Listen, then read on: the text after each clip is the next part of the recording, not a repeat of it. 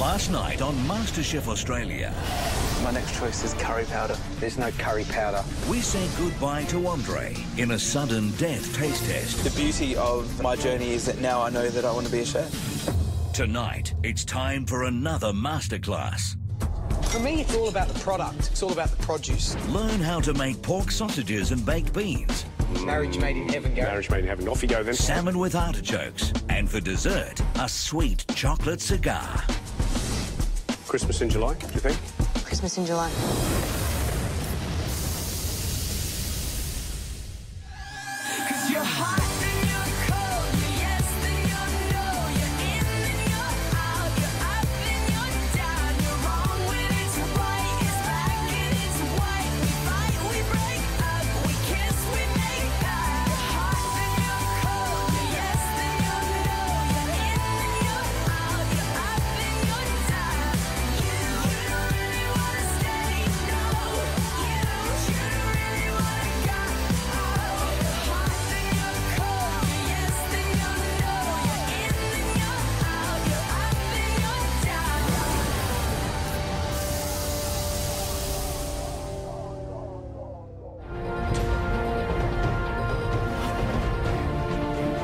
Walking into the kitchen as the final six, yeah, it was a pretty incredible feeling. We're it. This is it. We've made it through 7,500 applicants. It's quite bizarre. We've got to really be listening 100% to Gary and George throughout this to make sure that we're on our A game next week. So we've lost Andre, the sudden death taste test. I have to say my next choice is curry powder. There's no curry powder in this curry. Andre, unfortunately, you no longer have a place in the MasterChef kitchen. How do you feel about that? I'm devastated, and I don't see the last week, and I can't be Australia's first MasterChef. There is a real positive for me, and that is tomorrow, and that is going to knock on doors to become a chef. Chris, you feel lucky, or did you have a few ingredients in the bag that you were ready to pull out? I had a few ingredients in the bag. I've cooked many curries, so I'm quite familiar with the flavour profile, so... Are you feeling confident? Yeah. Poe, how do you feel about Andre leaving? He was your close friend in the house? Yeah, he was. Yeah, I'm a bit sad and quite shocked, but as soon as I heard that it was a curry, I kind of knew he was a bit gonski. Why did you know he was going to be gonski? Because I know that he doesn't really eat Indian food, and I think, as we all know, he's quite focused on cooking, you know, Italian food, and he's not that familiar with Asian ingredients. So for that reason, I thought he'd really struggle with that challenge. So, big week in the MasterChef kitchen. We started off wrangling sausages. We had a few standouts there. We had a feta and rosemary lamb sausage. We had Poe. We had that sweet Vietnamese-style sausage. Brilliant efforts, really, really good. We also had our elder statesman dinner party, where you cooked a dish of your choice. You had $100 to go to Coles, spend it on whatever you wanted and create a dish to present to our judges. And what an experience that was. I think you were all aghast when they turned up. So first up in Masterclass, we're going to take a look back at the Mystery Box Challenge. It was a bit of a surprise this week because instead of having ingredients inside the Mystery Box, there was a mincer. The hell? Did you know, Julie, when you took it off, what you'd be doing? No. No, you didn't. No, I don't had think no the idea sausage skins there? The casings? I thought they were noodles. I thought it was some kind of noodle they were machine. noodles? Oh, my goodness. Pretty strange noodle. Had you made sausages before, Julie? Oh, never, no. Never. The big problem we had with all of your sausages, the texture wasn't quite right. They were very grainy, and they weren't the mixture that was inside wasn't cohesive and wasn't firm. So today in Masterclass, I'm going to show you how to make a very simple pork sausage. And to go with Gary's pork sausages, I'm going to show you how to make homemade baked beans. So to help me with the sausages, Julie, I'd love you to come and help. You going to hang around, George? No, or... I think I'll leave you to it, and I'll come back and see how you go with this. OK, fantastic. A few of you are very confused about what the proportions were, lean meat to fat. I use a third fat to, not lean meat, but well-streaked meat, so it's got a little bit of fat in already. So that's what we've got here. We've got a pork fat, all right, which basically we've diced up. So nice and easy. So if you remember that third proportion, you'll always end up with a nice, you know, succulent sausage. Bit of garlic, and then some very simple Italian-style seasonings. So I've got about 2 tablespoons of fennel, 2 tablespoons full of black pepper, a tablespoonful of allspice, and about half a tablespoonful of chilli, okay? And 2 cloves of garlic. I've got some fennel seed, which actually will toast. So if you can pop that in the pan and just to release the aroma. Yeah, not far off. So we're going to chop our garlic. Just quickly, and then we've toasted those fennel seeds just so that you get that lovely sort of toasty fennel aroma, which is what we're after. And then what I want you to do, Julie, is just put all those dry spices onto the pork mixture. Okay. And also the pork fat. So you've got about a cup of pork fat. There's, you know, 3 cups of the diced pork belly. And then in with all the other spices. So black pepper, the fennel seeds. And you want a fairly specific amount of salt. In this case, I've got about a tablespoonful and a half. But a good sausage is going to have anywhere between 3 grams and 5 grams of salt per kilo, right? So it seems quite a lot, but it is in effect a slightly cured product. I've taken out about 1/3 of the meat from that sort of marinated mixture, and I'm going to cut that up into a small dice, because many of you did this. You kept a little bit of dice and then folded it through, so you had the right, you know, mindset in terms of trying to create a chunky sausage, but you also need some fine force meat to then bind that all together. So we'll mince that through then, Julie. Okay.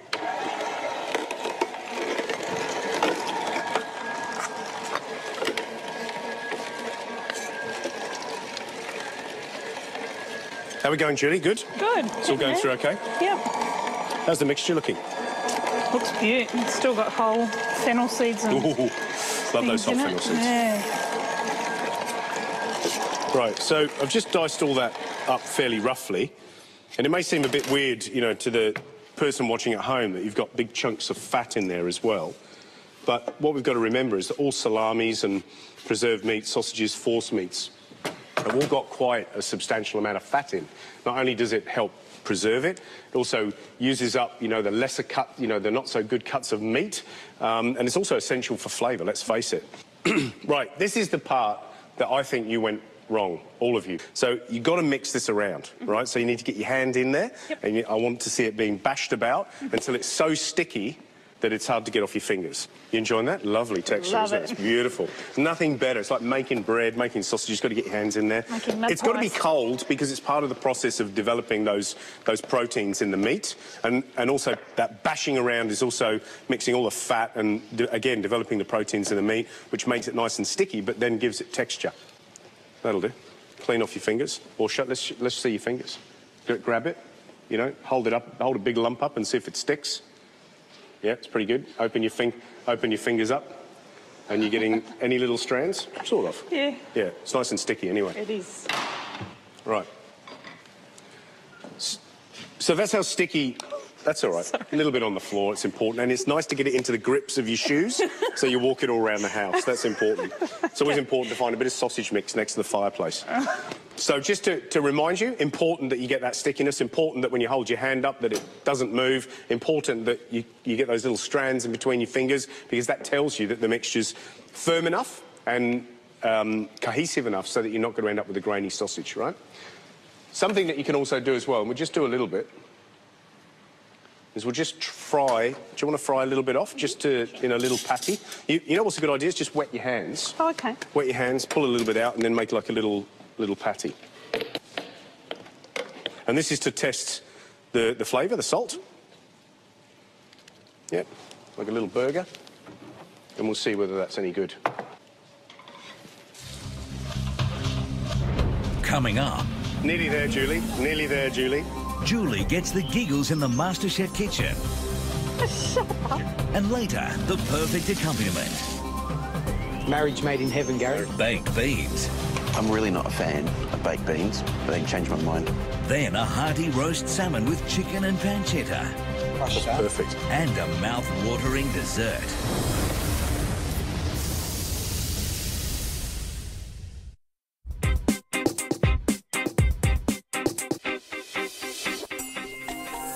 So homemade pork, fennel and chilli sausages with homemade baked beans. Right, now, these are the sausage casings. We've got natural sausage casings. Now, they come normally packed in salt, right? These are sheep's casings, which are slightly smaller than, say, a pig's casing. And what's important is to make sure that you run water through these casings to make sure that you get, you know, all of that taint off it. If you can't get natural sausage casings, should you bother with the artificial ones? I wouldn't. I'd do a skinless sausage in preference. You know, I don't see the point in doing a beautiful sausage mix and then sticking it inside a commercial casing. I think the reason for that is because it's easy and it's cheap. All right? So basically you're going to end up with, you know, like this, all right? And you're just going to run that water through. And I always suggest that you run that water through a couple of times to make sure that you've got no taint on those casings at all. And you can buy these from, you know, any good butcher. You can order them. It's like things like suet, all right? They'll order it in for you. So, Julie, you've done your little patty. You're going to just cut off a bit and we'll try that.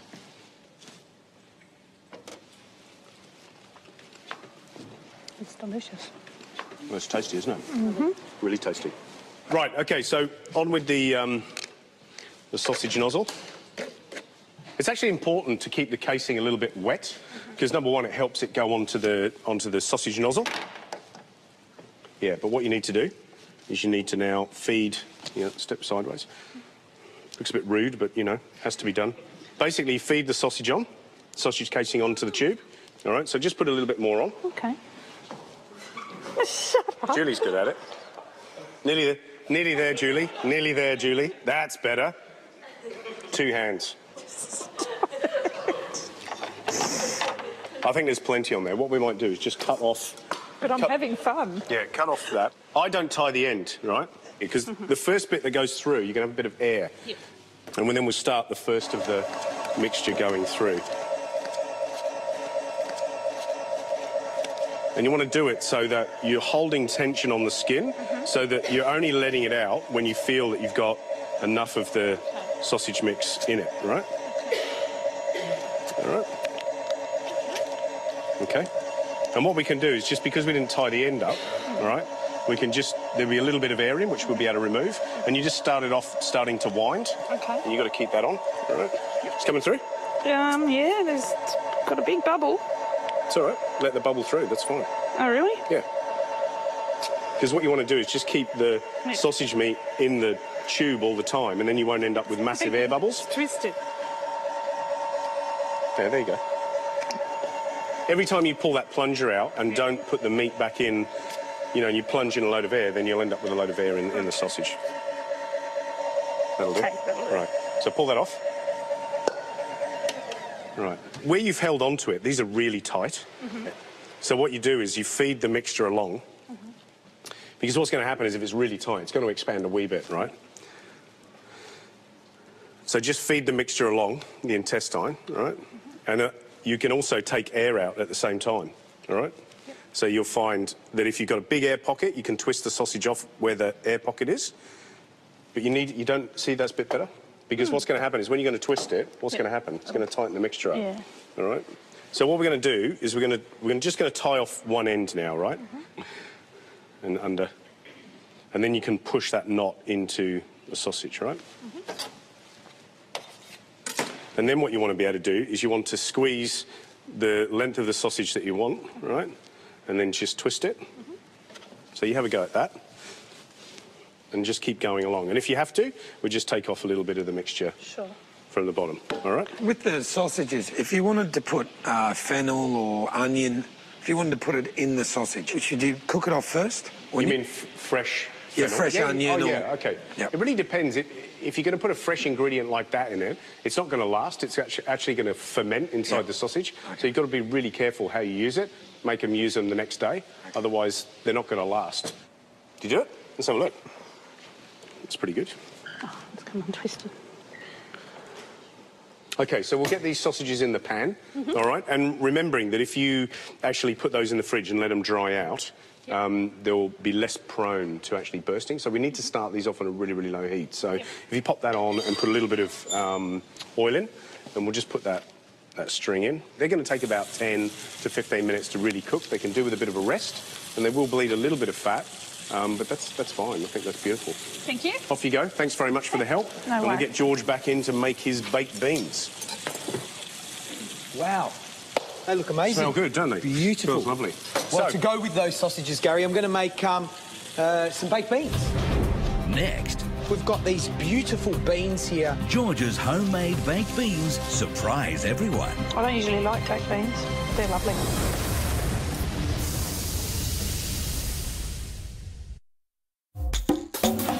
so homemade pork, fennel and chilli sausages with homemade baked beans. Marriage made in heaven, Gary. Marriage made in heaven. Off you go then. All right. Let's go. Baked beans. They might sound simple, but for me, it's all about the product. It's all about the produce. So I'm quite fortunate. We've got these beautiful beans here out of a region of Greece called Kastoria. These are black beans and white beans. And the black beans are grown near a volcanic part of that region, hence why they've got this colour. Now, with pulses, some pulses call for soaking them, but some you don't need to. So things like lentils, necessarily, they don't need to be soaked overnight. You can pretty much cook them from dry.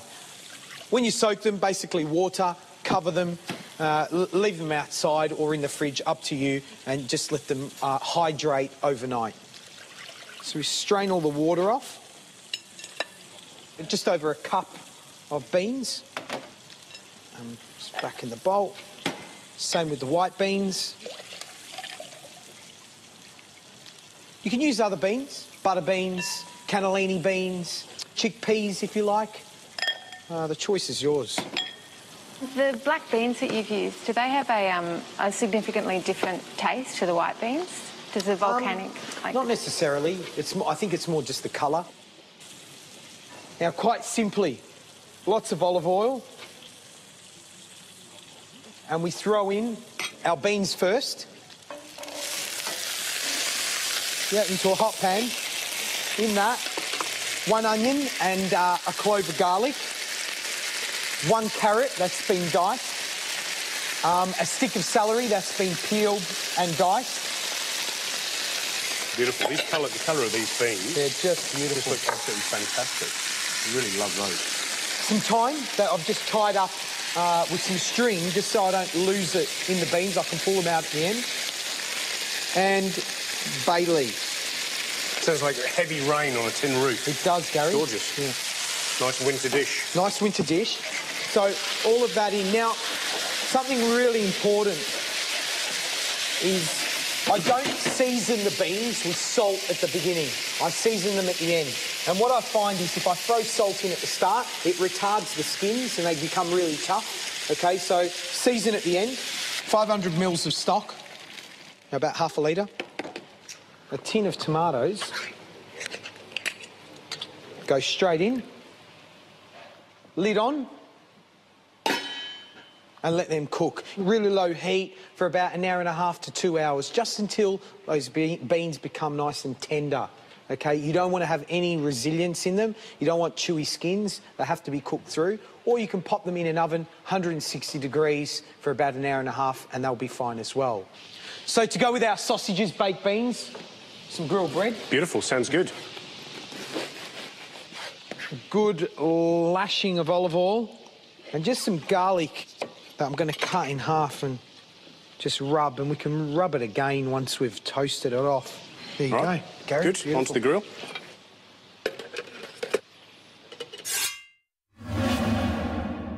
Right, to finish our beans, they've been on for about 1.5 hours to 2 hours, and just make sure you check one to make sure they're nice and tender. Gary, I'll let you do the honours. If you're going to change the bean to, say, smaller bean, a chickpea or, smaller beans, do you adjust the cooking time? And if you do, does that affect the sauce? You've got to just keep checking them sort of every, 15, 20 minutes just to make sure they're not going to overcook. I mean, a chickpea's going to cook quicker than a bean of that size. OK. They're nice and tender? Lovely.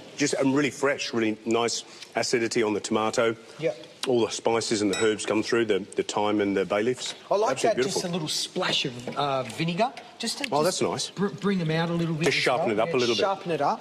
What I like to do is add a little bit of feta just crumble some feta over the top. And that will just give it some nice creaminess. To that, fresh mint.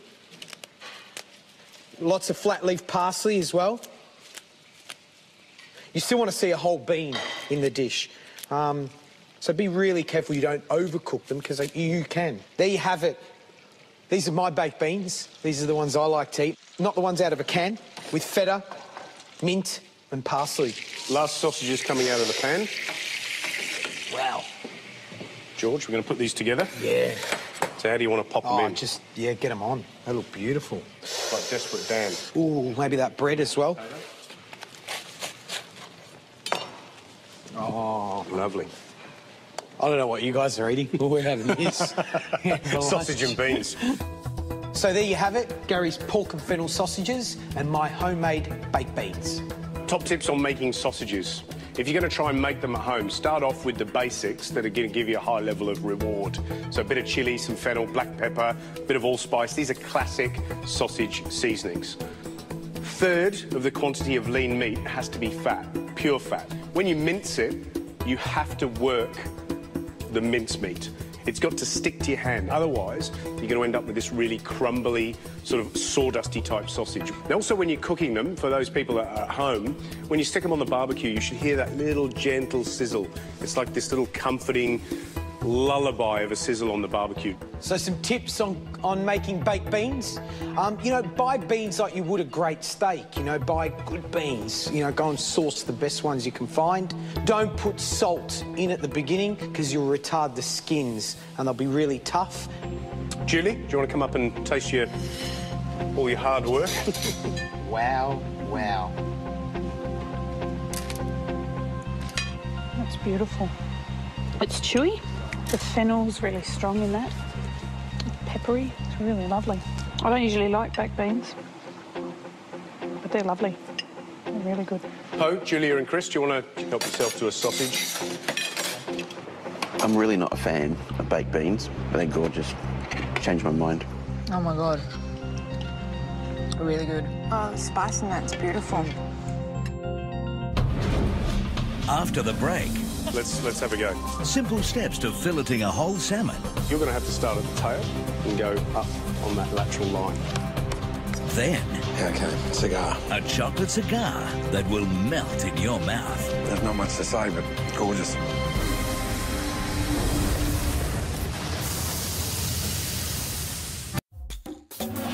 So next in Masterclass, we're going to look back at the invention test. Now, the theme for the invention test was Christmas in July. You've got to give us a gorgeous Christmas theme. Christmas in July. And Poe, you got to go into the pantry first and pick from 3 pairs of ingredients. Remind us what you picked. What's your decision? Fish and chocolate. Fish and chocolate. I was pleased in the end. However, it did get us in the bottom 2. Justine, your salmon was cooked perfectly. You cooked a whole salmon with Julie. Well done. It looks beautiful. It's nice and juicy. That's a fantastic effort. Well done. So the dish that I'm going to show you, I think, is a bit more wintry. We touched on the fact that salmon and red wine is a good combination, a classic combination. So that's what I'm going to do for you. I'm going to do a tranche of roasted salmon with Jerusalem artichokes, chicken wings, bacon, shallots and garlic, with a chambord or red wine sauce. And a tranche in French just means a big slice, a big cut. Justine, I'd like you to come up and we'll do the salmon together. Right, Justine, you want to grab the salmon out of the fridge? There's a big whole piece in there. Now, you did this when we were on the boat doing the wedding. Did you actually take them off the bone? No, I didn't. They were off the bone. They were already in their tongue. Comfortable doing this? Yeah, I guess so. Probably not as good as you. Okay, all right, let's have a go. So first of all, you want to go behind the head, okay, on one side, behind the gill, behind the head, behind the gill and head on this one. But basically, you want to put the knife in at the top of the fillet, right, and you go right the way down the lateral line. So we're following the spine right down the middle, okay, and I've got the tip of the blade on a slight angle, right, because I'm actually running it along the rib bones, okay, and I go right to the bottom. There are little rib bones that finish around about here. Okay, now, obviously, you've got to push your knife through those. And when you get to about here, there's a bit where you can just freely put the knife in. So I actually take that off up to that point. Now you can, if you want, just clip the bones and go straight the way through. Now I'm going to start you off, because I know it's going to be a little bit hard. And I'm going to just go in there, right, so you know where that's going to go. So you're going to have to start at the tail and go up on that lateral line. You've got to sort of understand, number one, where the knife's going. And rather than lots of stabbing, try and draw, try and use, that's it, exactly that. You want long, sliding action. And then what you want to do is turn the knife round, right, and go round through this way. You see what you're doing is you're exposing that? Yep. All right, do it one more time, close to the bone. That's it. That's it, brilliant. Once you're in there like that, you need to hold the fish nice and firmly, and you need to push down on the bones. And what I always suggest is you do a couple, and then have a little look to see where you're going. But you've got to hold that fish firmly, put that hand here, and keep the blade slightly turned onto the bone. Slightly turned onto the bone. That's it. That's it. Right, now when you pick it up, try and support it as you turn it over. What we're going to do is I'm going to just chop these bones, so I'm actually going to use this for my sauce. Then what I do is I run the blade along there, and then that exposes all of the pin bones. And you've just got to remember that the pin bones run in a line, equal distance apart. Use that finger to feel, and these two fingers to pinch. Anybody got any questions at this stage? I've found out just recently, like barramundi doesn't have... Those little pin bones? Yeah. Are there any other fish? Well, look, most of the flatfish don't. You know, so if you think about a sole or, something like that, then most of them don't. Right, Justine, so what we're going to do is I'm just going to straighten these up, and I want basically 2 fillets that are going to be the same. And then what I'm going to do is I'm going to sandwich them together like this, right? And then I'm going to tie them. So we're going to have a nice sort of roasting piece, I suppose, all right? So what I want you to do is tie in the centre, all right? And just before you tighten it, just make sure that the skin is folded down, all right? So the way I do it is a little bit tight, turn it this way so it doesn't move, lift it up, and do a knot on top of it, okay? And then what I want you to do is do 2 either side and then bisect each one of those lines so it's nice, tidy, roasted salmon, all right? So the sauce for the salmon, we're going to utilise the salmon bones that we've just chopped up. And this is a classic style of red wine sauce that you use for fish. It's called Chambord. So a few of the salmon bones. And we're just going to put some colour on those, along with some shallots. Not a lot of colour, just enough to start the whole flavour process off. So a bit of garlic, a little bit of thyme. And what we want to see is, again, making a sauce, want to see some caramelisation. I'm going to use a couple of chicken wings in this recipe with a little roasty garnish, which sounds a bit strange, but it goes really well. It's very wintry. So I'm going a nice golden brown on the salmon bones and the wingtips. I want a splash of vinegar, red wine vinegar, and a splash of port, and then a good old glug of red wine, okay?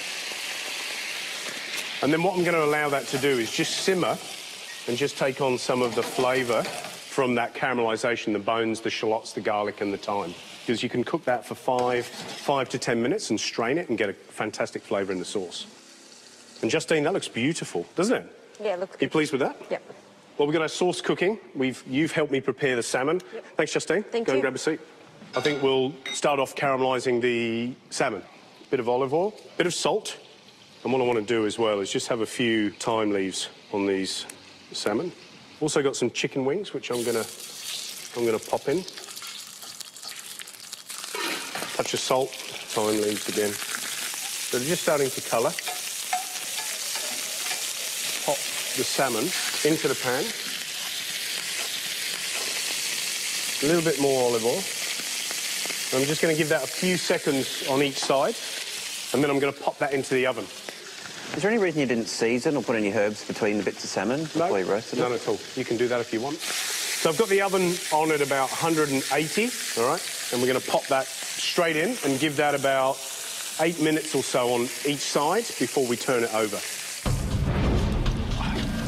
Next in Masterclass. Like a surgeon, aren't you, Gary? I am a bit of a surgeon, aren't I? Does the salmon stack up? It's not a combination I ever would have thought of. Come on, Jules.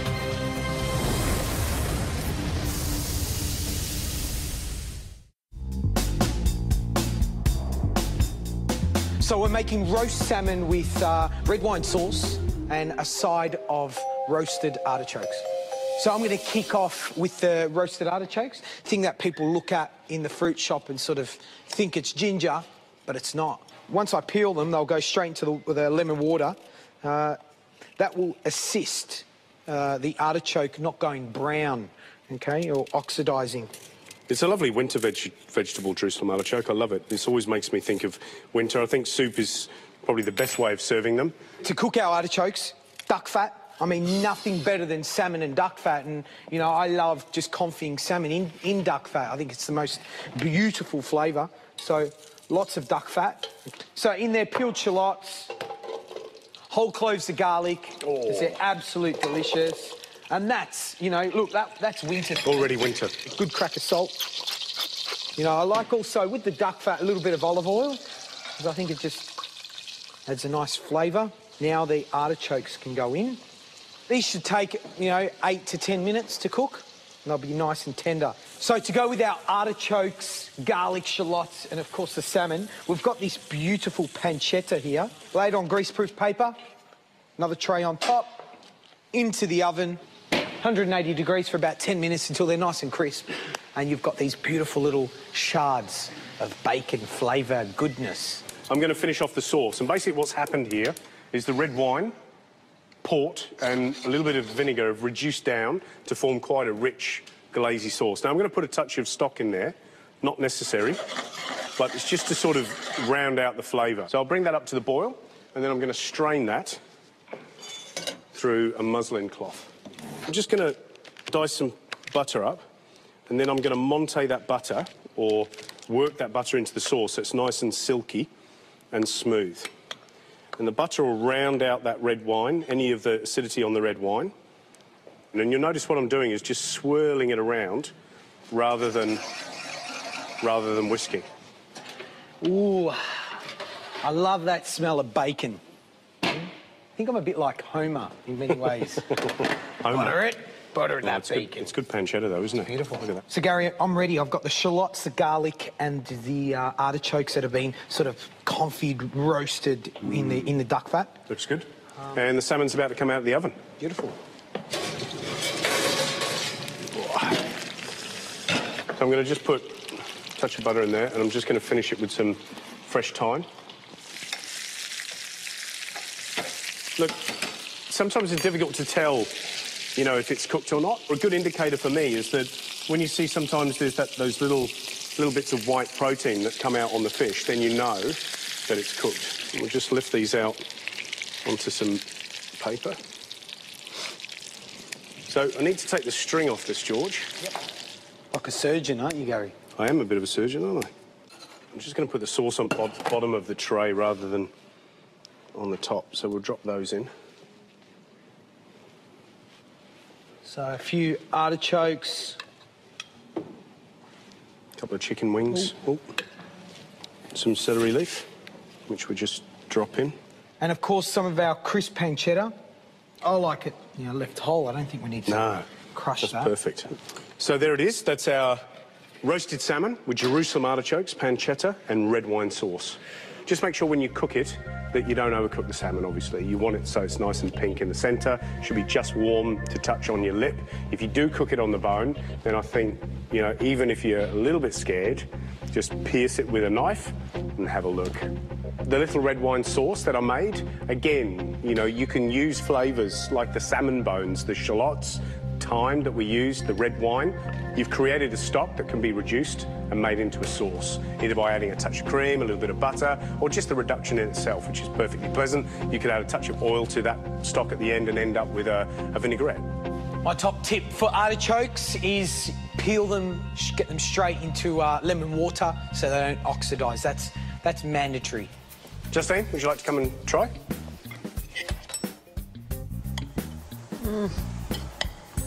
Really good.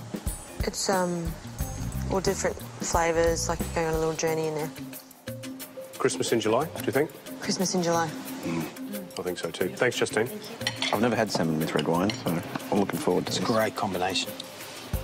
What do you think? It's all the bacon, the chicken wings and the salmon all work together, do you think? Yeah, all classic. It's an amazing wintry dish.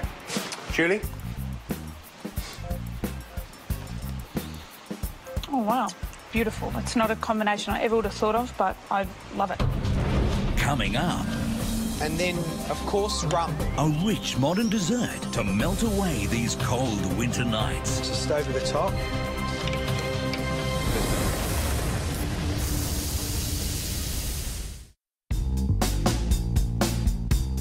So in this week's invention test, you had a pair of ingredients. One of them was chocolate. Poe, tell us about your dessert. My dessert was a deep-fried meringue, and I stuffed it with chopped-up chocolate, chestnut puree and orange peel. And this was a retry of a dish that you tried before in one of the other challenges. It was a deep-fried meringue. Yes. What did you put in it? The thing that I was lacking was half corn flour and half plain flour, Yep. and no sugar in it. This one, you've nailed it. This is fantastic. I love it. That's got the lightest texture to it. It's like a donut, but it's so light. It was good. Really, really impressive. It was my dish of the week, I think. I'm going to make a chocolate, peanut and pistachio cigar, and we're going to serve that with an eggnog sabayon. Lucas? Yes. You want to come up and help me? Absolutely. So today we're making quite a simple dish when you think about it. Sabayon, basically egg yolks that have been flavoured with alcohol and sugar over a double boiler, and you whip it up until it's nice and light and fluffy.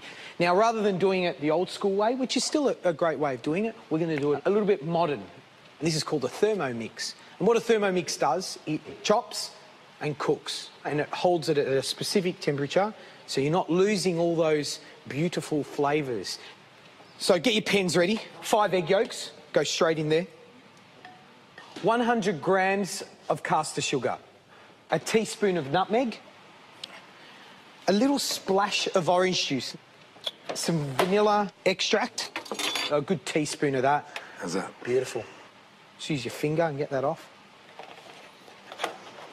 And then, of course, rum. A good splash of that. Lid on. And then we need to get the time done first, so we want it on for 8 minutes. Oh.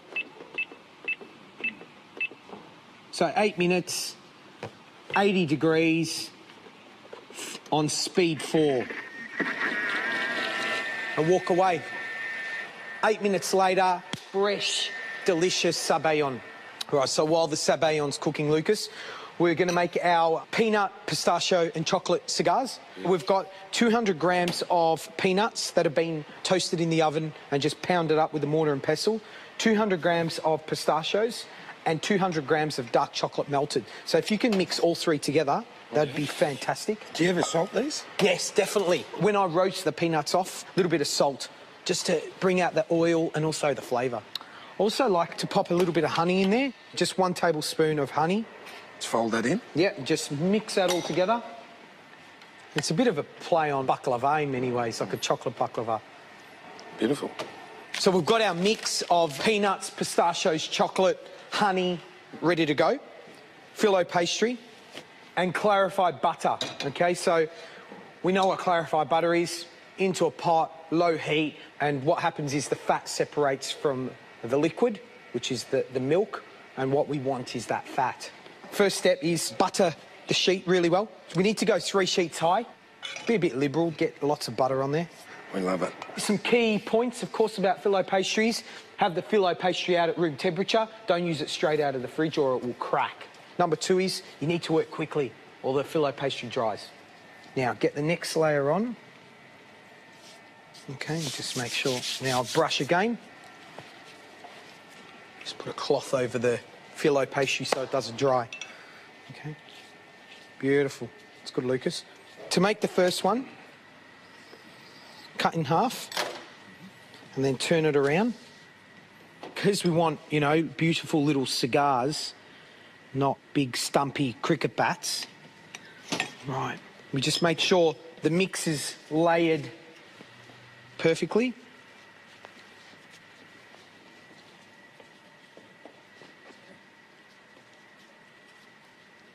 Okay, we tuck in all the ends, clarified butter.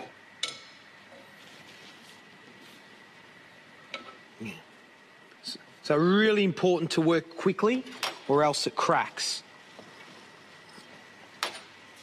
Also important that you brush them with clarified butter. I'm going to get you to make one, Lucas. Yeah, you're rolling a fat one, yeah?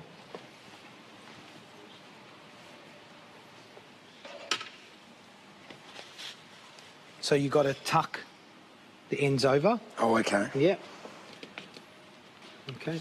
And then brush the edges. And let's see how your one stacks up against mine. Yeah. I mean, my pastry chefs make these ones, caramel, salt and peanut butter ones. And they make them like really thin. They've got the touch. It's not bad, Lucas. Okay, cigar. Also, it's really important that the crease faces down on the tray. So when you're baking it, if the crease is on the top, it's going to fold open. Lucas, do you want to pop them in the oven? 180 degrees for about 8 minutes, nice and golden brown. So top tips for this dessert. Filo pastry, make sure it's at room temperature. Don't use it out of the fridge or it's going to crumble. Be quick with the filo pastry or it's going to dry out. If not, cover it with a wet cloth. So that's 8 minutes.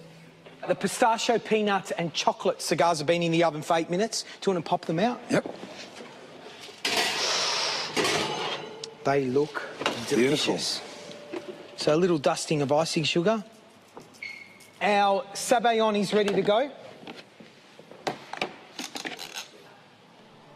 In a nice martini glass. One of these little fellas just over the top. And there you have it. A little sabayon of rum, nutmeg, and chocolate cigar with peanuts and pistachios. Beautiful. Finished? Oh, look at that. Looks brilliant. Try, boys. Yeah, dip it in here.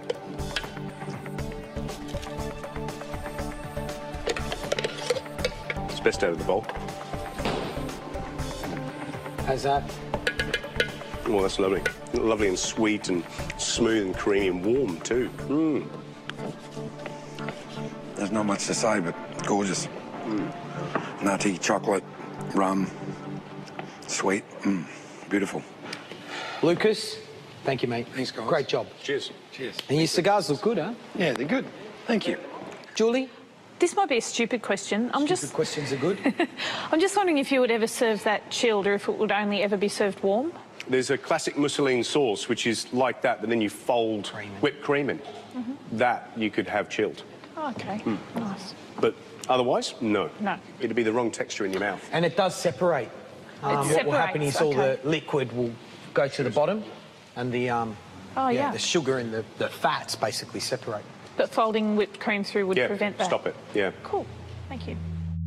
Another masterclass and the last one before finals week. So let's have a little drink and maybe something to eat. These masterclasses are definitely a learning tool. Yeah, they're invaluable.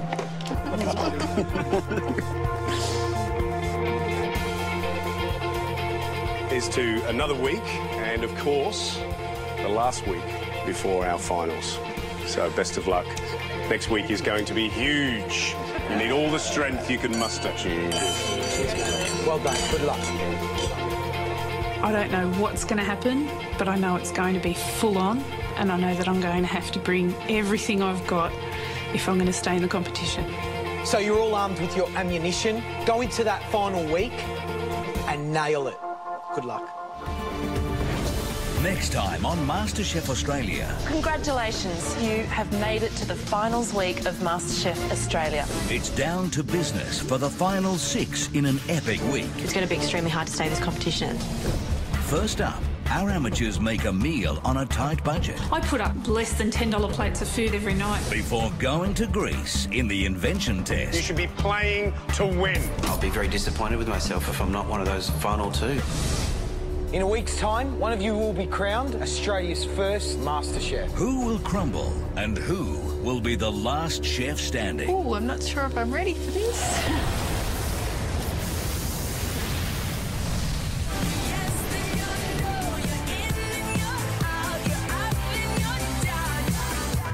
Want to see this week's exclusive diary room confessions? Log on to masterchef.com.au.